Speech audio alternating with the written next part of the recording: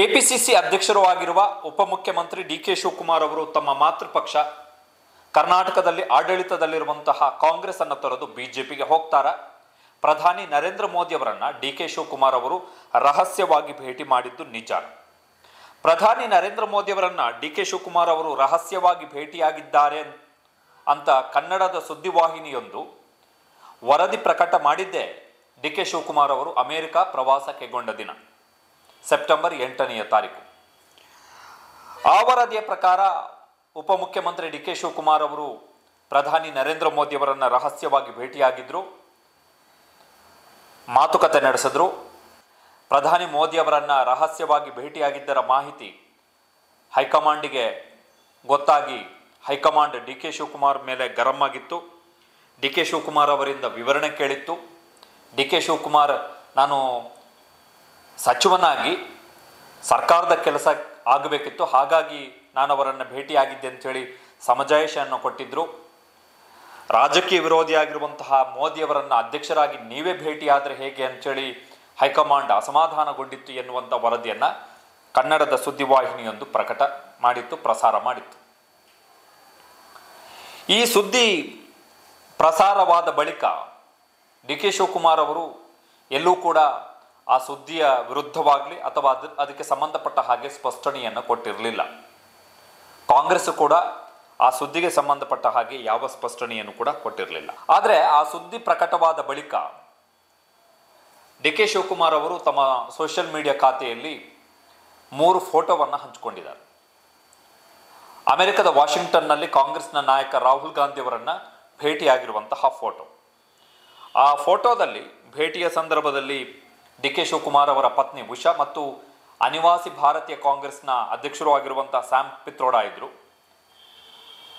So ಈ ಫೋಟೋವನ್ನು ತಮ್ಮ ಸೋಷಿಯಲ್ ಮೀಡಿಯಾ ಪೇಜ್ನಲ್ಲಿ ಹಂಚಿಕೊಳ್ಳುವುದರ ಮುಖಾಂತರ ಡಿ.ಕೆ. ಶಿವಕುಮಾರ್ ಹಾಗಾದರೆ ಏನು ಸಂದೇಶವನ್ನು ಕೊಟ್ಟಿದ್ದಾರೆ? ಮೋದಿಯವರನ್ನ ಡಿ.ಕೆ. ಶಿವಕುಮಾರ್ ಅವರು ರಹಸ್ಯವಾಗಿ ಭೇಟಿಯಾಗಿದ್ದಾರೆ ಎನ್ನುವ ವರದಿ ಮತ್ತು ಹೈಕಮಾಂಡ್ ಡಿ.ಕೆ. ಶಿವಕುಮಾರ್ ಅವರ ಮೇಲೆ ಕುಪಿತಗೊಂಡಿತ್ತು, ಅಸಮಾಧಾನಗೊಂಡಿತ್ತು ಎನ್ನುವಂತಹ ವರದಿಯ ಬಗ್ಗೆ ಡಿ.ಕೆ. ಶಿವಕುಮಾರ್ ಪ್ರತಿಕ್ರಿಯೆಯನ್ನು ಕೊಟ್ಟಿಲ್ಲ. ಬಟ್ ರಾಹುಲ್ ಗಾಂಧಿಯವರ ಜೊತೆಗಿನ ಭೇಟಿಯ ಫೋಟೋವನ್ನು ಹಂಚಿಕೊಳ್ಳುವುದರ ಮುಖಾಂತರ ಡಿ.ಕೆ. ಶಿವಕುಮಾರ್ ಆ ವರದಿಗೆ ತಮ್ಮ ಪ್ರತಿಕ್ರಿಯೆಯನ್ನು ಪರೋಕ್ಷವಾಗಿ ಕೊಟ್ಟಿದ್ದಾರೆ. ಆ ಫೋಟೋಗಳನ್ನು ನೋಡಿದ್ರೆ ಕಾಂಗ್ರೆಸ್ ಹೈಕಮಾಂಡ್ ಡಿ.ಕೆ. ಶಿವಕುಮಾರ್ ಅವರ ಮೇಲೆ ಮುನಿಸಿಕೊಂಡಿಲ್ಲ ಎನ್ನುವಂಥದ್ದು ಸ್ಪಷ್ಟ ಆಗುತ್ತೆ. ಆ 3 ಫೋಟೋಗಳಲ್ಲಿ ಕಾಂಗ್ರೆಸ್ ನಾಯಕ ರಾಹುಲ್ ಗಾಂಧಿ ಮತ್ತು ಕೆಪಿಸಿಸಿ ಅಧ್ಯಕ್ಷರು ಆಗಿರುವಂತಹ ಡಿ.ಸಿ.ಎಂ ಡಿ.ಕೆ. ಶಿವಕುಮಾರ್ ಅವರು ತುಂಬ ಖುಷಿಯಲ್ಲಿ ಪೋಸನ್ನು ಕೊಟ್ಟಿದ್ದಾರೆ. ಒಂದು ಫೋಟೋದಲ್ಲಿ ಡಿ.ಕೆ. ಶಿವಕುಮಾರ್ ಅವರ ಜೇಬನ್ನು ರಾಹುಲ್ ಗಾಂಧಿ ಅವರು ಚೆಕ್ ಮಾಡ್ತಾ ಇದ್ದಾರೆ. ಸೊ ತುಂಬ ಲವಲವಿಕೆಯಿಂದ ಇಬ್ಬರ ಭೇಟಿ ಕೂಡ ನಡೆದಿರುವಂಥದ್ದು. ಸೊ ಆ ಫೋಟೋದ ಪ್ರಕಾರ ಹೈಕಮಾಂಡ್ ಡಿ.ಕೆ. ಶಿವಕುಮಾರ್ ಮೇಲೆ ಮುನಿಸಿಕೊಂಡಿಲ್ಲ. ಇಲ್ಲಿ ಇನ್ನೊಂದು ವೆರಿ ಇಂಪಾರ್ಟೆಂಟ್ ಪ್ರಶ್ನೆ ಏನು ಅಂತ ಹೇಳಿದ್ರೆ, ಒಂದು ವೇಳೆ ಡಿ.ಕೆ. ಶಿವಕುಮಾರ್ ಅವರು ಪ್ರಧಾನಿ ನರೇಂದ್ರ ಮೋದಿ ಅವರನ್ನು ರಹಸ್ಯವಾಗಿ ಭೇಟಿಯಾಗಿದ್ದರು, ಆ ಭೇಟಿಯ ಮಾಹಿತಿ ಹೈಕಮಾಂಡಿಗೆ ಸಿಕ್ಕಿದೆ ಎನ್ನುವಂಥದ್ದು ನಿಜವೇ ಆಗಿದ್ದರೆ ಅಮೆರಿಕದಲ್ಲಿ ರಾಹುಲ್ ಗಾಂಧಿ ಅವರನ್ನು ಭೇಟಿಯಾಗುವಂತಹ ಧೈರ್ಯವನ್ನು ಶಿವಕುಮಾರ್ ಅವರು ತೋಡ್ತಾ ಇದ್ರ ಅಂತ ರಾಹುಲ್ ಗಾಂಧಿ ಅವರನ್ನು ಭೇಟಿಯಾಗುವಂತಹ ಧೈರ್ಯವನ್ನು ಮಾಡ್ತಾ ಇದ್ರ ಎನ್ನುವಂಥದ್ದು ಒಂದು ಪ್ರಶ್ನೆ. ಎರಡನೆಯದ್ದು, ಒಂದು ವೇಳೆ ಕಾಂಗ್ರೆಸ್ ತನ್ನ ರಾಜಕೀಯ ವಿರೋಧಿಯಾಗಿರುವಂತಹ ನರೇಂದ್ರ ಮೋದಿ ಅವರನ್ನು ಪಕ್ಷದ ಅಧ್ಯಕ್ಷರೇ ಭೇಟಿಯಾಗಿ ಮಾತುಕತೆ ನಡೆಸಿದ್ದಾರೆ ಎನ್ನುವುದಾದರೆ ಆ ಮಾಹಿತಿ ರಾಹುಲ್ ಗಾಂಧಿ ಅವರಿಗೂ ಇಡ್ತಾ ಇತ್ತು. ಒಂದು ವೇಳೆ ಹೈಕಮಾಂಡಿಗೆ ಆ ಮಾಹಿತಿ ಇದೆ ಎನ್ನುವುದಾದರೆ ಹಾಗಿದ್ದ ಮೇಲೆ ರಾಹುಲ್ ಗಾಂಧಿ ಅವರು ಅಮೆರಿಕದ ವಾಷಿಂಗ್ಟನ್ನಲ್ಲಿ ಡಿ.ಕೆ. ಶಿವಕುಮಾರ್ ಅವರನ್ನು ಭೇಟಿಯಾಗಲಿಕ್ಕೆ ಸಮಯ ಕೊಡ್ತಾ ಇದ್ರೆ, ಒಪ್ಪಿಕೊಳ್ತಾ ಇದ್ರೆ.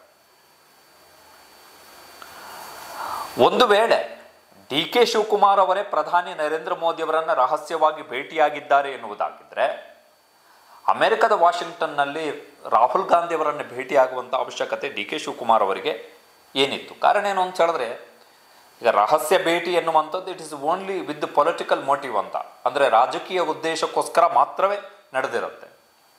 ಬೇರೆ ಸರ್ಕಾರಕ್ಕೆ ಸಂಬಂಧಪಟ್ಟಂತಹ ಯಾವುದೇ ಕೆಲಸ ಕಾರ್ಯಗಳು ಅವೆಲ್ಲವೂ ಕೂಡ ಅಧಿಕೃತ ಭೇಟಿಗಳಾಗಿರ್ತವೆ. ಸಂಬಂಧಪಟ್ಟ ಸಚಿವರ ಮಾಧ್ಯಮ ಸಲಹೆಗಾರರು ಅಥವಾ ಅವರ PAಗಳು ಯಾರಿದ್ದಾರೆ ಅವರು ಅದಕ್ಕೆ ಸಂಬಂಧಪಟ್ಟ ಅಪ್ಡೇಟನ್ನು ಮಾಧ್ಯಮಗಳಿಗೆ ಕೊಡ್ತಾ ಇರ್ತಾರೆ, ಸೋಷಿಯಲ್ ಮೀಡಿಯಾದಲ್ಲಿ ಪೋಸ್ಟನ್ನು ಹಾಕ್ತಾ ಇರ್ತಾರೆ. ಸೊ ರಹಸ್ಯ ಭೇಟಿ ಎನ್ನುವಂಥದ್ದು ಪೊಲಿಟಿಕಲ್ ಮೋಟಿವ್ ಮಾತ್ರ. ಸೊ ರಹಸ್ಯ ಭೇಟಿ ಮಾಡಿದರೆ ಮೋದಿಯವರನ್ನು ಡಿ ಕೆ ಶಿವಕುಮಾರ್ ಎನ್ನುವುದಾದರೆ ರಾಹುಲ್ ಗಾಂಧಿಯವರನ್ನು ಭೇಟಿಯಾಗಿ ಮಾತುಕತೆ ನಡೆಸುವ ಅವಶ್ಯಕತೆ ಏನಿದೆ? ಇನ್ ಕೇಸ್ ಅವರು ಕಾಂಗ್ರೆಸ್ಸನ್ನು ಬಿಟ್ಟು BJPಗೆ ಹೋಗಲಿಕ್ಕೆ ರೆಡಿ ಆಗ್ತಾ ಇದ್ದಾರೆ ಎನ್ನುವುದಾದರೆ ಡಿ ಕೆ ಶಿವಕುಮಾರ್ ಅವರಿಗೆ ಅಮೆರಿಕದ ವಾಷಿಂಗ್ಟನ್ನಲ್ಲಿ ರಾಹುಲ್ ಗಾಂಧಿಯವರನ್ನು ಭೇಟಿಯಾಗುವಂಥ ಅವಶ್ಯಕತೆ ಏನಿದೆ? ಸಿಂಪಲ್ ಇಶ್ಯೂ ಅಷ್ಟೇ. ಮತ್ತು ರಾಹುಲ್ ಗಾಂಧಿಯವರು ಕೂಡ ಯಾಕೆ ಭೇಟಿಗೆ ಅವಕಾಶ ಕೊಡ್ತಾ ಇದ್ರು? ಇನ್ ಕೇಸ್ ರಾಹುಲ್ ಗಾಂಧಿ ಅವರಿಗೆ ಆ ಮಾಹಿತಿ ಇದ್ದಿತ್ರ ಅಥವಾ ಹೈಕಮಾಂಡ್, ಅದು ಕೂಡ ಪಕ್ಷದ ಅಧ್ಯಕ್ಷರು, ಪಕ್ಷದ ಶಾಸಕರು ಅಥವಾ ಇತರೆ ಮುಖಂಡರು ಆಗಿದ್ದಿದ್ರೆ ಅದು ಬೇರೆ ಪ್ರಶ್ನೆ. ಪಕ್ಷದ ಅಧ್ಯಕ್ಷರು. ಸೊ ರಾಹುಲ್ ಗಾಂಧಿ ಅವರು ಯಾಕೆ ಅವಕಾಶವನ್ನು ಕೊಡ್ತಾ ಇದ್ರು? ಯಾಕೆ ಅವರನ್ನು ಭೇಟಿಯಾಗಲಿಕ್ಕೆ ಒಪ್ಕೊಳ್ತಾ ಇದ್ರು? ಯಾಕೆ ಮಾತುಕತೆ ಆಗ್ತಾ ಇದ್ದಾರೆ ಅಮೆರಿಕದ ವಾಷಿಂಗ್ಟನ್ನಲ್ಲಿ? ಉಭಯ ಕುಶಲೋಪರಿ ವಿಚಾರಿಸಕ್ಕೆ ಆದಂತಹ ಭೇಟಿಯಾಗಿದ್ರು ಕೂಡ, ಅಥವಾ ಅಥವಾ ರಾಹುಲ್ ಗಾಂಧಿ ಅವರು ಅಮೆರಿಕ ಪ್ರವಾಸದಲ್ಲಿ ಇದ್ದ ಸಂದರ್ಭದಲ್ಲಿ ಡಿ ಕೆ ಶಿವಕುಮಾರ್ ಅವರು ಅಮೆರಿಕ ಪ್ರವಾಸವನ್ನು ಕೈಗೊಂಡ್ರು, ಕಾಕತಾಳೀಯ ಅಂತ ಆದರೂ ಕೂಡ ಯಾಕೆ ಅವಕಾಶ ಕೊಡ್ತಾ ಇದ್ರು? ಇಬ್ಬರು ಭೇಟಿನೇ ಆಗ್ತಾ ಇರಲಿಲ್ಲ. ಮೋದಿಯವರನ್ನು ಭೇಟಿಯಾಗಿ ಡಿ ಕೆ ಶಿವಕುಮಾರ್ ಅವರು ನಾನು ಬರ್ತೀನಿ ನಿಮ್ಮಲ್ಲಿಗೆ ಅಂತೇಳಿ ಮೋದಿಗೆ ಏನಾದರೂ ವಾಗ್ದಾನವನ್ನು ಕೊಟ್ಟು ಬಂದಿದ್ದಿದ್ರೆ ರಾಜಕೀಯ ಚರ್ಚೆಗಳಾಗಿದ್ದಿದ್ರೆ ಇದು ಒಂದು ಪೋರ್ಷನ್. ಎರಡನೆಯ ಇಂಪಾರ್ಟೆಂಟ್ ಏನು ಅಂದರೆ, ಈ ಫೋಟೋ ಬಹಿರಂಗ ಆದ ಬಳಿಕ, ಈ ಫೋಟೋವನ್ನು ಸೋಷಿಯಲ್ ಮೀಡಿಯಾದಲ್ಲಿ ಡಿ ಕೆ ಶಿವಕುಮಾರ್ ಅವರು ಹಂಚಿಕೊಂಡ ಬಳಿಕ ಕನ್ನಡದ ಮಾಧ್ಯಮಗಳು ಇನ್ನೊಂದು ಆ್ಯಂಗಲನ್ನು ಕೂಡ ಇದಕ್ಕೆ ಕೊಟ್ಟಿವೆ. ಏನು ಅಂತ ಹೇಳಿದ್ರೆ, ಅಮೆರಿಕದಿಂದ ಸಂದೇಶ ರವಾನೆ ಮಾಡಿದ್ರ ಅಂತೇಳಿ. ಅಮೆರಿಕದಲ್ಲಿ ರಾಹುಲ್ ಗಾಂಧಿಯವರ ಜೊತೆಗಿನ ಭೇಟಿಯ ವೇಳೆ ಕರ್ನಾಟಕದಲ್ಲಿನ ರಾಜಕೀಯ ಬೆಳವಣಿಗೆಗಳ ಬಗ್ಗೆ ಚರ್ಚೆ ಆಗಿರುತ್ತೆ. ಮುಖ್ಯಮಂತ್ರಿ ಸಿದ್ದರಾಮಯ್ಯನವರ ವಿರುದ್ಧ ಹೈಕೋರ್ಟ್ನಲ್ಲಿ ನಡೀತಾ ಇರುವಂತಹ ಮೂಢ ವಿಚಾರಣೆ, ಅದರ ಬಗ್ಗೆ ರಾಹುಲ್ ಗಾಂಧಿಯವರು ಅಪ್ಡೇಟ್ ಕೇಳಿರಬಹುದು. ನಾವು ಮುಖ್ಯಮಂತ್ರಿಗಳಾಗಬೇಕು ಅಂತೇಳಿ ಕಾಂಗ್ರೆಸ್ನಲ್ಲಿ ಕೆಲವರು ಬಹಿರಂಗವಾಗಿ ಕೊಡ್ತಾ ಇರುವಂತಹ ಹೇಳಿಕೆಗಳ ಬಗ್ಗೆಯೂ ಕೂಡ ಮಾಹಿತಿಯನ್ನು ಪಡೆದಿರಬಹುದು. ಆದರೆ ವಾಷಿಂಗ್ಟನ್ನ ಭೇಟಿಯ ಮುಖಾಂತರ ಯಾವ ಸಂದೇಶವನ್ನು ರವಾನೆ ಮಾಡಲಿಕ್ಕೆ ಸಾಧ್ಯ? ಕೆಲ ದಿನಗಳ ಹಿಂದೆಯಷ್ಟೇ ಕೆಪಿಸಿಸಿ ಕಾರ್ಯಾಧ್ಯಕ್ಷ ಮಂಜುನಾಥ್ ಭಂಡಾರಿ ಅವರು ರಾಹುಲ್ ಗಾಂಧಿ ಅವರಿಗೆ ಪತ್ರ ಬರೆದಿದ್ರು. ಮುಖ್ಯಮಂತ್ರಿ ಬದಲಾವಣೆ ಬಗ್ಗೆ ಬಹಿರಂಗ ಹೇಳಿಕೆ ಕೊಡ್ತಿರುವ ಹಿನ್ನೆಲೆಯಲ್ಲಿ ಪಕ್ಷದ ವರ್ಚಸ್ಸಿಗೆ ಧಕ್ಕೆ ಆಗ್ತಿದೆ, ಅನಗತ್ಯ ಗೊಂದಲ ಸೃಷ್ಟಿಯಾಗ್ತಿದೆ, ಹೀಗಾಗಿ CM ಹುದ್ದೆ ಬಗ್ಗೆ ಸಚಿವರು ಹೇಳಿಕೆ ಕೊಡಬಾರ್ದು ಅಂಥೇಳಿ ನಿರ್ದೇಶನವನ್ನು ಕೊಡಿ ಅಂಥೇಳಿ ರಾಹುಲ್ ಗಾಂಧಿ ಅವರಿಗೇನೆ ಪತ್ರವನ್ನು ಬರೆದಿದ್ರು. ಸೊ ಆ ಬಗ್ಗೆ ಖಂಡಿತವಾಗಿಯೂ ಡಿ ಕೆ ಶಿವಕುಮಾರ್ ಮತ್ತು ರಾಹುಲ್ ಗಾಂಧಿ ಅವರ ಭೇಟಿಯ ಸಂದರ್ಭದಲ್ಲಿ ಮಾತುಕತೆ ಚರ್ಚೆ ಆಗಿರಬಹುದು, ಇಲ್ಲ ಅಂತ ಇಲ್ಲ. ಆದರೆ ವಾಷಿಂಗ್ಟನ್ ಭೇಟಿಯ ಮುಖಾಂತರ ರಾಜಕೀಯ ಸಂದೇಶ ರವಾನೆ ಮಾಡಲಿಕ್ಕೆ ಸಾಧ್ಯನಾ ಡಿ ಕೆ ಶಿವಕುಮಾರ್ ಅವರಿಗೆ? ಇದು ಇರುವಂತಹ ಪ್ರಶ್ನೆ. ಕಾರಣ ಏನು ಅಂತ ಹೇಳಿದ್ರೆ, ಅಮೆರಿಕದ ವಾಷಿಂಗ್ಟನ್ನಲ್ಲಿ ಭೇಟಿ ಆದರೂ ಕೂಡ ಮುಖ್ಯಮಂತ್ರಿ ಬದಲಾವಣೆ ಆಗಬೇಕಾಗಿರುವಂಥದ್ದು ಕರ್ನಾಟಕದಲ್ಲಿ. ಡಿ ಕೆ ಶಿವಕುಮಾರ್ ಮುಖ್ಯಮಂತ್ರಿ ಆಗಬೇಕು ಅಂತೇಳಿ ಬಯಸ್ತಾ ಇರುವಂಥದ್ದು ಕರ್ನಾಟಕದಲ್ಲಿ, ಅಮೆರಿಕದ ವಾಷಿಂಗ್ಟನ್ನಲ್ಲಿ ಅಲ್ಲ. ಸೊ ಕರ್ನಾಟಕದಲ್ಲಿ ಮುಖ್ಯಮಂತ್ರಿ ಬದಲಾವಣೆ ಮಾಡುವಂತಹ ನಿರ್ಧಾರವನ್ನು ಸಿದ್ದರಾಮಯ್ಯನವರ ಅನುಮತಿ ಇಲ್ಲದೆ, ಸಿದ್ದರಾಮಯ್ಯನವರ ಒಪ್ಪಿಗೆ ಇಲ್ಲದೆ, ಅವರ ಅಭಿಪ್ರಾಯವನ್ನು ಕೇಳದೆ ಮತ್ತು ಸಿದ್ದರಾಮಯ್ಯ ಬೆಂಬಲಿತ ಶಾಸಕರ ಅಭಿಪ್ರಾಯವನ್ನು ಕೇಳದೆ ಕಾಂಗ್ರೆಸ್ ತೆಗೆದುಕೊಳ್ಳಲಿಕ್ಕೆ ಸದ್ಯದ ಸನ್ನಿವೇಶದಲ್ಲಂತೂ ಖಂಡಿತ ಸಾಧ್ಯವೇ ಇಲ್ಲ. ಕಾಂಗ್ರೆಸ್ಸಿಗೆ ಸ್ವತಃ ರಾಹುಲ್ ಗಾಂಧಿ ಅವರಿಗೂ ಸಾಧ್ಯ ಇಲ್ಲ, ಮಲ್ಲಿಕಾರ್ಜುನ ಖರ್ಗೆ ಅವರಿಗೂ ಸದ್ಯಕ್ಕಂತೂ ಖಂಡಿತ ಸಾಧ್ಯ ಇಲ್ಲ. ಸೊ ಅಮೆರಿಕದ ವಾಷಿಂಗ್ಟನ್ನಲ್ಲಿ ಭೇಟಿಯಾದ ತಕ್ಷಣ ಏನು ಸಂದೇಶವನ್ನು ರವಾನೆ ಮಾಡಲಿಕ್ಕೆ ಸಾಧ್ಯ? ಹೀಗಾಗಿ ಅಮೆರಿಕದಿಂದ ಡಿ ಕೆ ಶಿವಕುಮಾರ್ ಅವರು ತಮ್ಮ ರಾಜಕೀಯ ವಿರೋಧಿಗಳಿಗೆ, ವಿಶೇಷವಾಗಿ ಕಾಂಗ್ರೆಸ್ನಲ್ಲಿರುವಂಥವರಿಗೆ ಸಂದೇಶವನ್ನು ರವಾನೆ ಮಾಡಿದ್ದಾರೆ ಎನ್ನುವಂತಹ ವಾದವೇ ಒಂದು ಅರ್ಥದಲ್ಲಿ ನಿರರ್ಥಕ ವಾದ ಅಂತಲೂ ಕೂಡ ಹೇಳ್ಬೋದು. ಕಾರಣ ಏನು ಅಂತ ಹೇಳಿದ್ರೆ, ಏನೇ ಬೆಳವಣಿಗೆಗಳಾದರೂ ಕೂಡ ಕರ್ನಾಟಕದಲ್ಲೇ ಆಗಬೇಕು. In case D K Shivakumar ಅವರು ನವದೆಹಲಿಯಲ್ಲಿ, ರಾಷ್ಟ್ರ ರಾಜಧಾನಿಯಲ್ಲಿ ರಾಹುಲ್ ಗಾಂಧಿ ಅವರನ್ನು ಭೇಟಿಯಾಗಿ ಮಾತುಕತೆಯನ್ನು ನಡೆಸಿದರೆ ಅದಕ್ಕೊಂದು ಮಹತ್ವವನ್ನು ಕೊಡ್ಬೋದಿತ್ತು. ಆಮೇಲೆ ವೆರಿ ಇಂಪಾರ್ಟೆಂಟ್ ಅಂಶ ಏನು ಅಂತ ಹೇಳಿದ್ರೆ, ಆಗಸ್ಟ್ 23ನೇ ತಾರೀಕು ಡಿ ಕೆ ಶಿವಕುಮಾರ್ ಮತ್ತು ಮುಖ್ಯಮಂತ್ರಿ ಸಿದ್ದರಾಮಯ್ಯ ಇಬ್ಬರೂ ಕೂಡ ದೆಹಲಿಯಲ್ಲಿ ಮಲ್ಲಿಕಾರ್ಜುನ ಖರ್ಗೆ ಅವರನ್ನು ಭೇಟಿಯಾಗಿದ್ದಾರೆ, ರಾಹುಲ್ ಗಾಂಧಿ ಅವರನ್ನು ಭೇಟಿಯಾಗಿದ್ದಾರೆ. ಜೊತೆಗೆ KPCC ಅಧ್ಯಕ್ಷರಾಗಿ ಡಿ ಕೆ ಶಿವಕುಮಾರ್ ಅವರು ಪ್ರತ್ಯೇಕವಾಗಿ ರಾಹುಲ್ ಗಾಂಧಿ ಅವರನ್ನು ಭೇಟಿಯಾಗಿದ್ದಾರೆ ದೆಹಲಿಯಲ್ಲಿ ಎಲ್ಲ ಪ್ರದೇಶ ಕಾಂಗ್ರೆಸ್ ಸಮಿತಿಗಳ ಅಧ್ಯಕ್ಷರ ಸಭೆ ಕೂಡ ನಡೆದಿತ್ತು ಕಳೆದ ತಿಂಗಳು. ಸೊ ಆ ಸಂದರ್ಭದಲ್ಲಿ ಡಿ ಕೆ ಶಿವಕುಮಾರ್ ಅವರು ಒಬ್ಬರೇ ಹೋಗಿದ್ದು, ಸಿದ್ದರಾಮಯ್ಯನವರು ಹೋಗಿರಲಿಲ್ಲ. ಹೀಗಾಗಿ ವಾಷಿಂಗ್ಟನ್ನಲ್ಲಿ ರಾಹುಲ್ ಗಾಂಧಿ ಅವರನ್ನು ಡಿ ಕೆ ಶಿವಕುಮಾರ್ ಅವರು ಭೇಟಿ ಮಾಡಿದ್ದಕ್ಕೆ ಅಷ್ಟೊಂದು ಇಂಪಾರ್ಟೆಂಟನ್ನು ಕೊಡುವಂಥ ಅವಶ್ಯಕತೆ ಇಲ್ಲ. ಅದರಿಂದ ಏನೂ ಆಗಲ್ಲ ಕೂಡ. ಬಹುಶಃ ಕಾಕತಾಳಿ ಅಂತ ಹೇಳ್ಬೋದು ಅಷ್ಟೇ ಇದೆ ವಾಷಿಂಗ್ಟನ್ನಲ್ಲಿ ನಡೆದಿರುವಂತಹ ಭೇಟಿಯನ್ನು.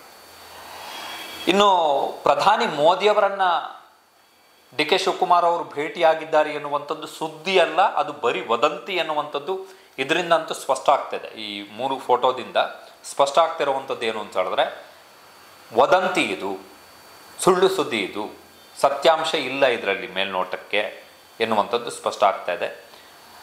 ಇನ್ ಕೇಸ್ ಅದರ ಹೊರತಾಗಿಯೂ ಕೂಡ ಒಂದು ವೇಳೆ ಡಿ ಕೆ ಶಿವಕುಮಾರ್ ಅವರು ಮೋದಿಯವರನ್ನು ರಹಸ್ಯವಾಗಿ ಭೇಟಿಯಾಗಿದ್ದು ನಿಜವೇ ಎನ್ನುವುದಾದರೆ ಖಂಡಿತ ಸೆಪ್ಟೆಂಬರ್ 16ರ ಬಳಿಕ ಏನಾದರೂ ಮಹತ್ವದ ಬೆಳವಣಿಗೆ ಆಗೇ ಆಗುತ್ತೆ. ಬಟ್ ಆ ಫೋಟೋವನ್ನು ಆ 3 ಫೋಟೋಗಳನ್ನು ಗಮನಿಸ್ತಾ ಇದ್ದರೆ ಹೈಕಮಾಂಡ್ ಮುನಿಸಿಕೊಂಡಂತೆಯೂ ಇಲ್ಲ, ಮೋದಿಯವರನ್ನು ಡಿ ಕೆ ಶಿವಕುಮಾರ್ ರಹಸ್ಯವಾಗಿ ಭೇಟಿಯಾದಂಥ ಯಾವ ಲಕ್ಷಣಗಳು ಕೂಡ ಅಲ್ಲಿ ಗೋಚರ ಆಗ್ತಾ ಇಲ್ಲ. ಸೊ ಎವ್ರಿಥಿಂಗ್ ಈಸ್ ಫೈನ್ ಸದ್ಯದ ಮಟ್ಟಿಗೆ. ಅಥವಾ ಇಂಥದ್ದೊಂದು ಸುದ್ದಿಯನ್ನು ಹರಿಬಿಡುವುದರ ಮುಖಾಂತರ ಡಿ ಕೆ ಶಿವಕುಮಾರ್ ಏನಾದರೂ ಕಾಂಗ್ರೆಸ್ ನಾಯಕರನ್ನು ಬ್ಲ್ಯಾಕ್ ಮೇಲ್ ಮಾಡುವಂಥ ತಂತ್ರವನ್ನು ಮಾಡಿರಬಹುದು. ಬಟ್ ಆ ತಂತ್ರಗಾರಿಕೆ ಸದ್ಯದ ಸನ್ನಿವೇಶದಲ್ಲಿ ಕರ್ನಾಟಕದಲ್ಲಿ ವರ್ಕೌಟ್ ಆಗುವಂಥದ್ದು ಕಷ್ಟ ಇದೆ. ಅದು ವಿಶೇಷವಾಗಿ ಡಿ ಕೆ ಶಿವಕುಮಾರ್ ಅವರ ವಿಚಾರದಲ್ಲಿ ಅಂತಹ ಯಾವ ತಂತ್ರಗಾರಿಕೆಯೂ ಸದ್ಯದ ಸನ್ನಿವೇಶದಲ್ಲಿ ವರ್ಕೌಟ್ ಆಗಲ್ಲ. ಸೊ ಅಲ್ಲಿಗೆ ಈ 3 ಫೋಟೋಗಳು ವದಂತಿಗಳಿಗೆ ತೆರೆ ಎಳೆದಿದೆ ತಾತ್ಕಾಲಿಕವಾಗಿ. ಜೊತೆಗೆ ಈ ಫೋಟೋದಿಂದ ಯಾವ ಸಂದೇಶ ರವಾನೆ ಆಗಲ್ಲ, ಯಾವ ಸಂದೇಶವೂ ಕೂಡ ರವಾನೆ ಆಗಲ್ಲ, ಅದು ಕೂಡ ಸ್ಪಷ್ಟ.